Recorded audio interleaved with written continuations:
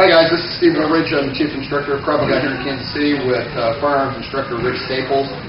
One of the reasons why we developed our integrated Krav Maga firearms training is a myriad of things. Safety, one. Actual deployment of the weapon helps you operate your firearm safely and correctly, and then also with those that want to have their CCH or their concealed carry permits, how to do that properly, how to carry concealed properly. One of the things that we find that is amazing how people believe that just because they're carrying a firearm that they're safe and that they can deploy it in any manner, in any situation, and we're finding and we're helping them to discover that that is not the case. So here's a couple things we're going to talk about today. I'll let Rick take it from here. Okay, what we've done, and just a little background, I've been doing Krav Maga for over 8 years now, and I have been able to incorporate my training in firearms along with Krav Maga, and that's partly how this came about. Thank you, Steve, just an extreme amount of experience in self-defense training. What we've been able to do is kind of meld this class together to present information that I think people, especially people that they're going to get their concealed carry handgun license, really need. One of the things that we stress is the draw stroke. And I know a lot of people out there think, well, I've got a gun now, I can draw the gun and I can deploy it as quick as any bad guy can hit me. Well, what we're learning through these classes that we've done and through our own testing is that the more we compress the distance, the less available the gun becomes and the more likely you are going to need to resort to some type of unarmed techniques first. I'm going to give you a quick example here in just a few seconds. I'm going to show you how we teach the draw stroke, and I'm going to produce the gun from a garment here just so that you know what we're working with here is a red gun, and all of our people that take the class purchase a red gun so that they can do this type of practice in the home and do it safely. So here's what we're going to do.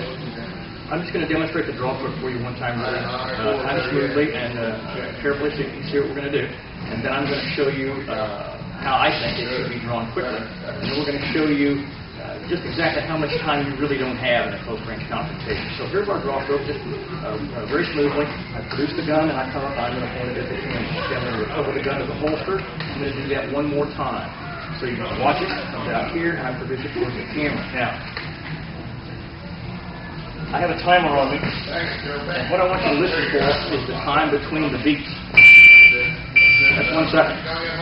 So what I'm going to attempt to do here is I'm going to attempt to produce this gun from the holster, pointed at the camera in 1 second.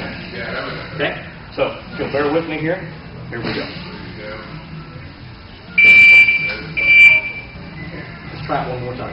Rick, could you do one from a side angle as well? Sure. So they can see the full range of motion.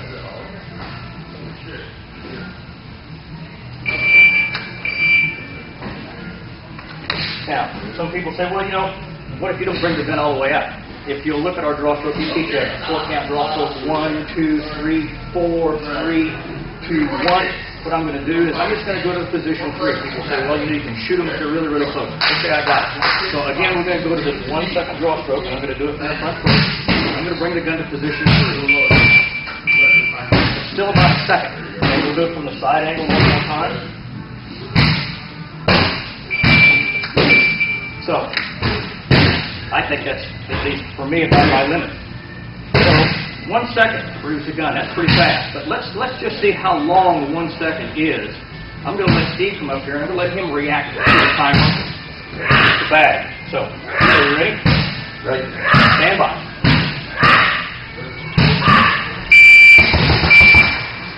Six really good punches. Let's do that one more time. Stand by. 6 really good punches. So let's think about this for a second. I've been shooting for about 45 plus years now. I've been shooting handguns for at least that long. I've been a law enforcement officer for over 35 years. I've taught a couple thousand people by now how to draw a handgun. The reality is that some people, when they get their CCH, they believe that they can produce the gun fast enough in a close-range confrontation that they'll be able to fight their way through it with just a gun.